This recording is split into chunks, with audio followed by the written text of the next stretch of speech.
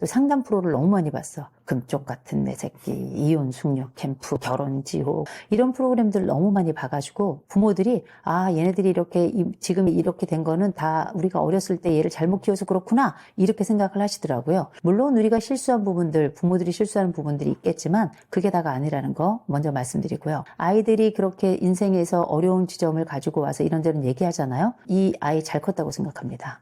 이 친구는 잘 컸어요. 왜냐? 부모를 그래도 믿고 와서 이런 얘기를 할 수 있는 건 부모에 대한 신뢰가 있다는 거거든요. 부모가 야 그건 내가 너를 잘못 키워서 그런 것 같다 이런 얘기를 하는 건 부모가 완전히 이 상황을 잘못 이해하고 있다라고 하는 거예요. 공감받으러 온 거지 해결받으러 온 게 아니에요. 나이 든 부모가 이 사회생활에 대해서 무슨 해결을 줄 수 있겠습니까? 아유 그랬냐 힘들었냐 아유 와서 일단 밥 한 모금 먹고 얘기 시작하자. 그냥 온도가 필요해서 온 거거든요. 근데 이제 가끔은 내가 널 잘못 키워서 그렇다 이렇게 말씀하시는 분들이 계시잖아요. 그건 제일 먼저 TV를 너무 많이 봐서 그렇다는 거. 두 번째 잘못 배워서 그렇다는 거. 세 번째 자녀를 그렇게 키운 것에 대해서 미안하다 잘못했다라고 그만 얘기했으면 좋겠어요. 하도 전문가들이 부모가 자녀한테 가가지고 미안하다 해야 된다 사과해야 된다 이런 얘기 하는데 한 번쯤 내가 잘못한 부분이 있으면 또 미안했던 부분이 있으면 사과 한 번 하면 되는데 두고 이 잘못에 대해서 값을 치르도록 하는 자녀들이 꽤 많습니다. 우리가 살아가면서 아이들과 함께 살 동안에 어린아이들에게도 자꾸 무릎 꿇고 빌라고 얘기하는 사람들이 있는데 발을 밟았으면 잘못했다고 미안하다고 사과해야 되겠죠. 그런데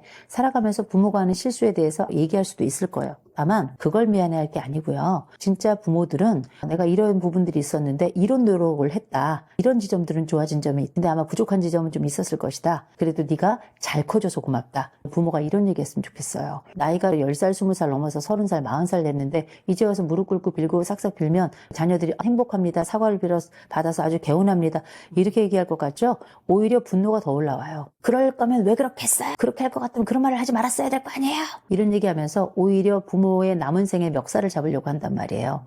부모도 다 실수하는 존재죠. 불완전한 존재이고요. 한심하고 멍청하고 때로는 돌아보면은 정말 미안한 것뿐인 게 또 부모입니다. 폭삭 속았을 거기 보니까 부모는 지난날이 사무치고 자식은 부모가 잘못한 것만 기억난다던가 이런 표현이 있더라고요. 그 표현 너무 좋아서 제가 적어놨는데 부모가 착해가지고 지난날에 내가 자식들에게 미안했던 거 많이 생각나고 좋은 부모들이라는 게 최선을 다했지만 미안한 거 죄책감만 또 남는 게 부모 아니겠습니까? 그런데 죄책감이 있더라도 삼가해야 될 말이 있다고 생각해요. 뭐냐면 자식들한테 미안한 지점이 있어서 아유 미안해서 이런 게 참 미안하다라고 얘기해야 되겠지만 두 가지를 더 얘기하셔야 돼요. 근데도 내가 그게 못났지만 나름 그대로 최선을 다한 거였어. 부족했지만 내가 한심하고 모질라고 못 배우고 해가지고 잘 몰라서 그랬을지 모르겠지만 내가 나름 최선을 다해서 한 게 그거야 라고 얘기를 하셔야 돼요. 또 한 가지 내가 그렇게 부족했는데도 불구하고 네가 이만큼 커져서 고맙다. 잘 커져서 고맙다. 이런 얘기 같이 해주셔야 돼요. 안 그러면 자식들은 잘못했다 미안하다 말하면 거기에 대한 값을 반드시 치르도록 할 거고요. 최선을 다하지 않은 것에 대해서도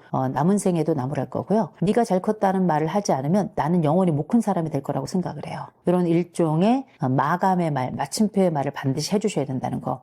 이런 부분에 있어서 내가 너에게 좀 미안한 지점이 있었다. 그러나 내가 부족했지만 나로서는 그때 당시 내가 최선을 다한 게 그거였다. 그때 더 배우고 더 알았으면 그렇게 하지 않았을 텐데 그때는 몰라서 그게 나에겐 최선이었다. 그럼에도 불구하고 네가 잘 커져서 이런 얘기를 할 수 있는 용기도 가져서 참 고맙다. 이런 얘기를 해주시는 게 굉장히 중요하다고 생각합니다.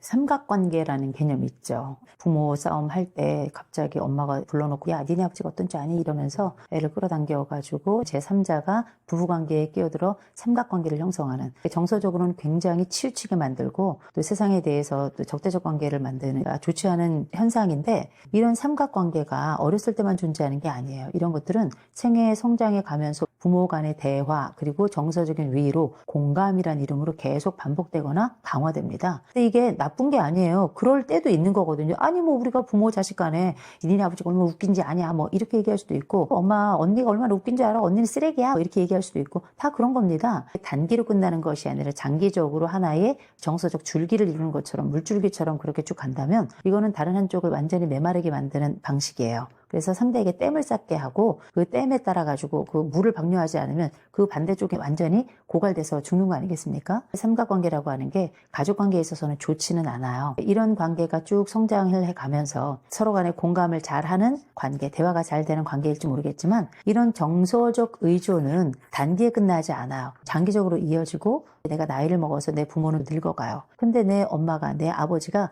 나한테 너무 의존해요. 정서적 의존뿐만 아니라 경제적으로도 의존하고 많은 것들로 의존해요. 나이가 들면 자신감이 떨어지고 친구가 줄어들어요. 자식들에게 의지할 게 많아지기는 해요. 공적인 업무를 처리한다든지 컴퓨터와 관련된 부분이라든지 스마트폰과 관련된 부분이라든지 이런 거는 부모들이 잘 할 수가 없어요. 심지어 키오스크도 제대로 잘 못하니까. 그러면 부모가 마치 지팡이 하나 짚으면서 살아가기 위해서 하나의 도움을 좀 받는 것처럼 자식이 그렇게 부모에게는 이런 지팡이 역할을 해주는 것 저는 굉장히 중요하다고 생각합니다. 왜냐하면 아이가 어렸을 때 걷지 못하고 할 때 부모가 아이를 반짝 안아서 이 아이가 잘 걸어갈 수 있도록 손잡아주면서 그렇게 아이의 발달과 성장을 도모했던 거잖아요. 그렇게 부모의 발달을 도와주는 게 자식의 역할이고 영역이라고 생각을 해요. 문제는 뭐냐면 이 과정이 좀 과도한 부모들이 있습니다. 자식들에게 좀 부담이죠. 엄마 친구들과의 싸움과 관계를 나 지금 공부하고 직장 가야 되는데 퇴근하고 온 사람 붙잡고 나서 365일 그런 얘기를 하면 얼마나 힘들고 피곤해요. 아이들이 함께 성장하면서 부모가 아이들을 키워내는 과정에 돈도 쓰고 했겠지만 갓 20살 넘고 30살 이렇게 넘어서 사회적으로 막 시작하려는 이 자녀의 모든 금액을 다 뺏어가지고 부모가 자기 생활비로 쓴다면 그것도 말이 안 되는 거잖아요. 돈이 집안에 없다 보니까 이제 의지하는 영역이 커져서 그런 거거든요.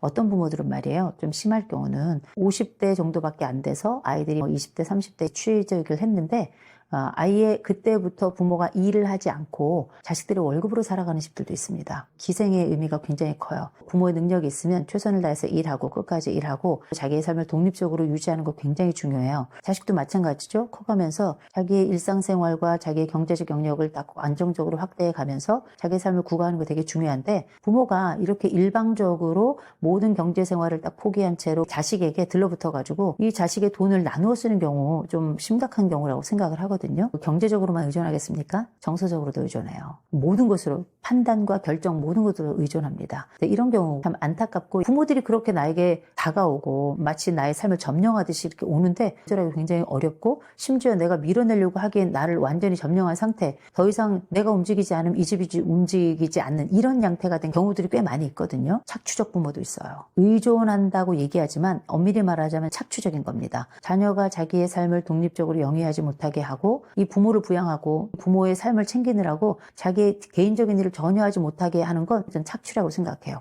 부모가 아픈 경우 좀 다를 수 있겠지만 그런 경우를 하더라도 아이가 바깥에 활동하지 못하고 24시간 전적으로 다른 삶을 다 내팽개치고 돌보고 있다면서 문제가 있다고 생각을 합니다. 어떻게 해야 되냐면 부모가 나에게 다가와서 내 삶을 점령한다고 느끼고 의존이 좀 심해서 내 삶이 의존의 담요 속에 완전히 가려져서 빛이 안 보인다고 생각되는 경우가 있잖아요. 내가 결정해야 돼요. 부모가 나에게 의존해 올 때 그 퍼센티지나 정도를 내가 결정해서 제가 여기까지는 하겠습니다만 여기서 이상은 불가능합니다라고 얘기를 해야 돼요. 초반에 경계를 잘 지어놓지 않으면 부모 입장에서는 계속 안으로 진입해 들어올 수밖에 없는 거거든요. 자식 입장에서 보면 너무 내가 벅차고 때로는 침범이라고 느낀단 말이에요. 그럴 때 내 경계를 잘 지켜야 부모도 여기까지는 가능하지만 여기까지는 안 되겠구나라는 걸 알게 되는 순간이 와요. 그때부터는 부모도 약속과 경계를 지키게 되는 거거든요. 그래서 우리가 부모를 부양하거나 부모와 정서적인 관계를 유지하는데 그거를 침범이라고 생각하거나 부담스럽게 생각하거나 용돈을 일부 드린다든지 집에서 먹고 자면 나도 돈을 내야 될 거 아니에요.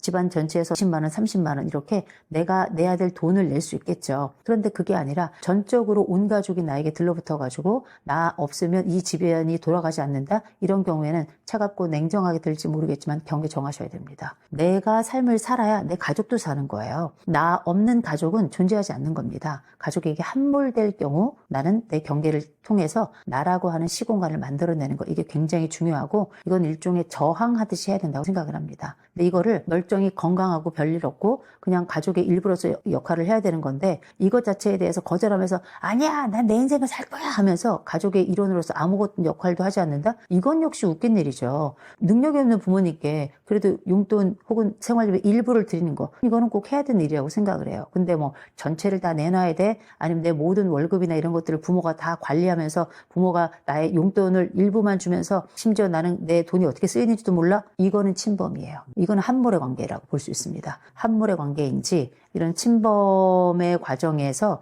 내 역할 또 내 영역이 충분히 잘 확보되고 있는지 알아채고 이걸 지켜내는 것도 굉장히 중요할 것 같아요. 건강하지 않은 가족 안에서는 그렇습니다.